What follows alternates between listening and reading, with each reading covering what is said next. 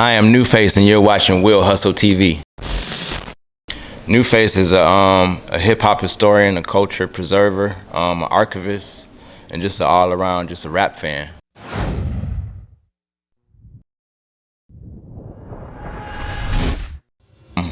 My father introduced me to it. I got a good report card. He took me to the mall, got me a Adidas suit with the 3 stripes, some shell toe Adidas, and we went to a place in Detroit called Joe Louis Arena. When I got there, it was crowded. There was 3 group of guys on the stage. They ended up being the Beastie Boys. The next act, a brother came out on the radio, boombox, that ended up being LL Cool J, Houdini, and Run DMC. Run DMC at the end of their set said, anybody that got Adidas, take them off, put your shoes in the air.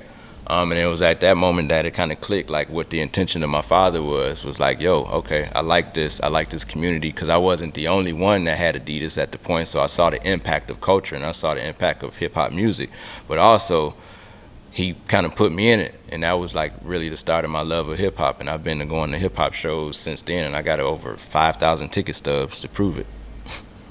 How old were you at that moment? How old were you? 8. 8 years old, yeah. 1986, the Fresh Fest.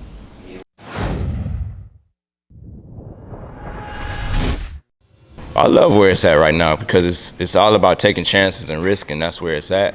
It's not my job to like everything, because I just show and shine light to what I do like, but I like where it's going. You know, I got 4 daughters. I listen to what they listen to. They can kind of vibe with what I got, so kind of everybody's happy. We're not like divided. We're like, you know, what is that mess you listening to? Like, I kind of even open my ears to what they listen to, because they introduced me to a lot of artists that I wouldn't have probably listened to on their own. Juice WRLD, Extension, Mulatto, like these newest, Savage, Yachty, like these are things I probably wouldn't listen to, because I'm Griselda, Nipsey, you know, Pac, like Cube, you know, Scarface, Killer Mike, Crit, like I'm in that zone. So I get a chance when I'm riding to them, I tell them, you know, let me hear what y'all listening to. So I get a chance, and I like what I hear. Like I mean, there's some stuff out there that but I'm not the type of person to down anybody, because like DMX said, like if you talk about somebody's career, you downplay somebody, you're taking away their potential job or income. Like there's people that these people are supporting, so I'll never take that position. And I just, you know, if you find peace and happiness in what you do, I'm all for that, and I'm gonna applaud that every time.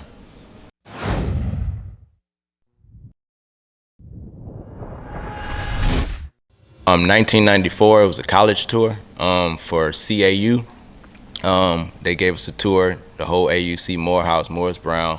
And then once we got a chance to get a break, they let us kind of roam around the city. So we took the MARTA, and I just remember riding around, and during that time, it was Freaknik going on.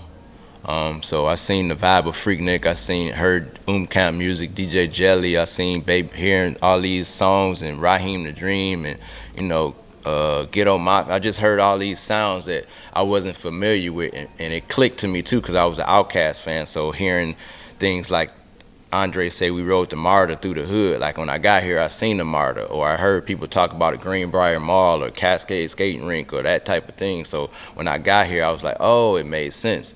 And I was a big fan of Different World, Do the Right Thing. So I just wanted a part of the black experience, because in Detroit, like it was kind of options, you know, everybody like Ford plant, it was Motor City, so you can work in the plant, you could probably work in the hood. You know what I'm saying? I tried the weed selling shit, you know what I'm saying, but it was too risky for me.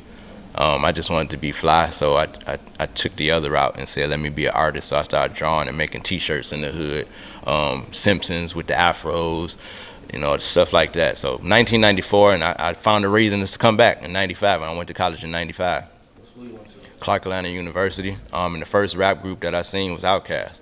I met them in the cafeteria. They came here for an album release party for the Elevators, AT Aliens album. They were handing out cassette singles of Elevators. I still got the cassette from 1996 that both Andre 3000 and Big Boy signed. And then I got the pictures too. And so it's like I'm meeting them. And then I got the pictures in the back of Goody Mob. They were just kind of soaking it all up, Gip, and they were eating Chick-fil-A.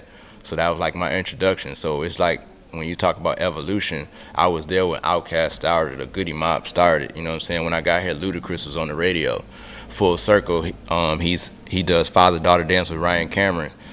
So I won a contest, and he bought my tuxedo and tickets to the father-daughter dance So I got an opportunity to say like Ludacris bought my tux and tickets, and my two daughters, we had a great time, one of the best nights ever for Father's Day. So stuff like that is why I stick to Atlanta and I'm true to it.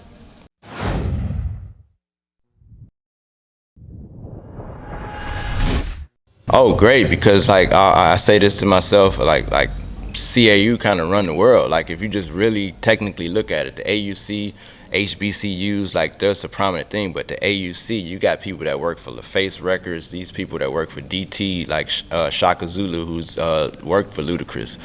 He's part of that. You got Tae that worked with LaFace Records. You got DJ Drama. I was roommates with DJ Mars, who's his Monica Kerry Hilson. He's DJ for Neo. So I was there in the beginning. Colleges like these people are, Drama managers works with on their label. Who is it? Jack Harlow, Lil Uzi. Like he's got, his shit. So it's just dope to see them from the beginning when they was DJing in the cafeteria and they said like for splitting $75 to be, music moguls.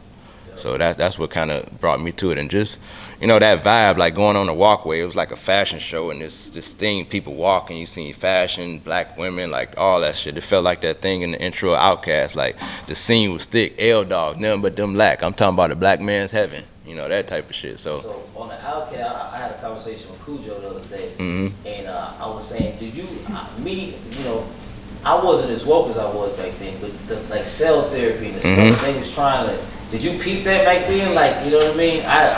It was crazy that how relevant it is right now. Yeah. Well, I tell you the thing that kind of relates to that story is a book called The Behold the Pale Horse. I was a student of that book and I read it, and another book called The Spook That Sat by the Door. There was like these books that I was reading in high school, so when I heard the message in that music, it connected me, and I was like, oh, they own it. But side story to that is like Busta Rhymes is the one that introduced the Goody Mob to that book. He gave that book to Big Rube in the studio, and they passed that book around. And that's what I knew from then. But I did some more history. George Clinton was the one that gave the book to Busta Rhymes, who gave the book to the whole Dungeon family. So when you talk about cell therapy, without George Clinton passing that down to Busta Rhymes, and Busta Rhymes to giving it to the Dungeon, and Gip reading it and saying, "Oh, you wouldn't have these things," and And it's great. I wonder because Pimp C was on a big pale whiteboard telling people to read that book. So I wonder if that's who he got the book from. Gip, yeah, him and Gip had a great brotherhood and relationship. Yeah, so I mean, and that's the camaraderie that I'm talking about. That these people have this relationship with their brothers, like sharing knowledge. Like a lot of people, these people called gatekeepers. Like I'm not that one of those people, but people be sharing, holding knowledge. Like you're gonna stop somebody from winning. Like what's theirs is theirs, but these people pass the book around in the same way. Like that's the message that I hear in Nipsey. Like I hear him talk about things, and I hear it from the tipping point of how to be great. Those type of things. If you're a reader, you'll kind of connect with it. But if you weren't reading, that's why I like that, because if you weren't, then they kind of woke you up with what they were saying. Yeah. Did damn, I forgot the question I was supposed to ask. So tell me if I'm wrong for this, right? I'm an Outkast fan. Sometimes I be mad at Andre 3000, man. Like, I want Andre to rap, man. I love Big Boy, but I want to see a Andre 3000 and Big Boy. I make Andre 3000 rap again, man. I want to start a whole campaign. Like, I'm with it. How do you feel about that? Like, I'm in agreement of it, but I look at the message that he portrays and the impact that he portrays when he does drop music. Be it on a feature every 5 to 6 years, but look at the impact. Imagine if he did rap more, then our attention span when he drops would be like an artist that does drop. So I look at it like quality over quantity with him. Yeah, I would like to hear him rap more, honestly. Like I want him to have that solo album, because that's, there's this category of people that say, well, he can't be a GOAT, he doesn't have his own album. Well, then we can go to Love Below. Then they say, well, he wasn't rapping to the last song.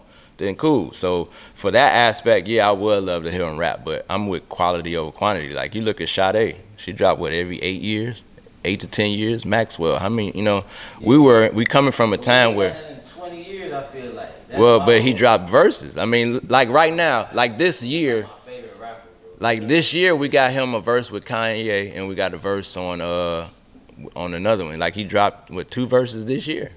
Same with Hov. Like, look at what Hov's doing right now. Like, verses. He ain't got to drop an album. He's dropping verses right now.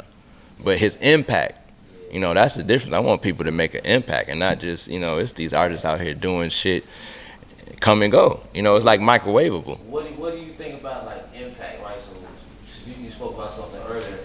I was just like you. Cause I was like pre-1996, before Bill Clinton became president. I won't go too deep on y'all. You know, the TV was all positive. All I wanted to do was have a pretty girlfriend and have fresh shoes like Fresh Prince's brother. Yeah. All I wanted to do. Yeah. You know what I mean? I wanted to go to an HBCU because it's a different world. Yeah. Now, like, you know, look at the impact that the TV is giving. Yeah, and to your point too, Andre 3000, we just spoke about him, but he says a line that relates to what you just said. He said the television tells us our vision.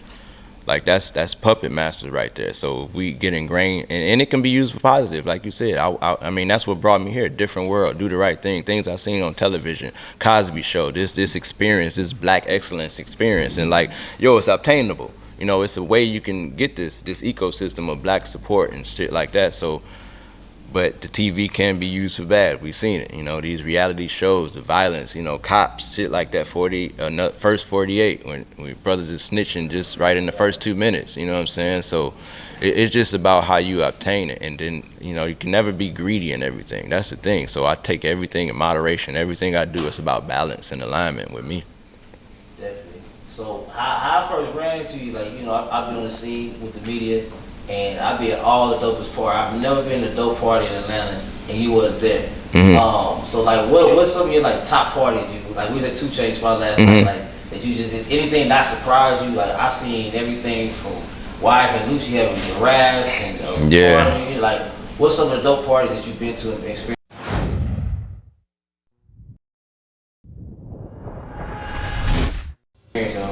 Now, when we talk about parties too, I just want to give a shout out to Hannah Kane, one of the best party people that I knew. Another brand called Theory.com. These sisters, Andrea, Erica. But when I first got here, it was like the culmination of the Big Meech era. So my first party was like his celebration party at the compound when with the ice sculptures and the flyers and the giraffes and the lions and the women walking around with the BMF logos on their bodies. So like that kind of set the bar for me. Moving forward, like the 21 Savage 70 theme party, we had a district that was beautiful. He had the old school cars out there. One of my biggest experiences, like the Outkast at last at Centennial Park, when Outkast reunited over 10 years and performed live in Centennial Park for a 3-day festival. I went on Sunday to the best show. That was like a moment. T.I. coming out and Andre 3000 for the Dungeon Family reunion at One Music Fest. That was a great one. The 10-year anniversary of Trapper Die Jeezy at the Fox Theater. That man brought out a reunion of Boys in the Hood, Usher, T.I., he brought Kanye West out for You Can't Tell Me Nothing, you know. So those are like these moments that stick out for me personally. Yeah. How did it feel like, you know, you say you've been just collecting memorabilia for a long time, but to like have this stuff in the trap museum?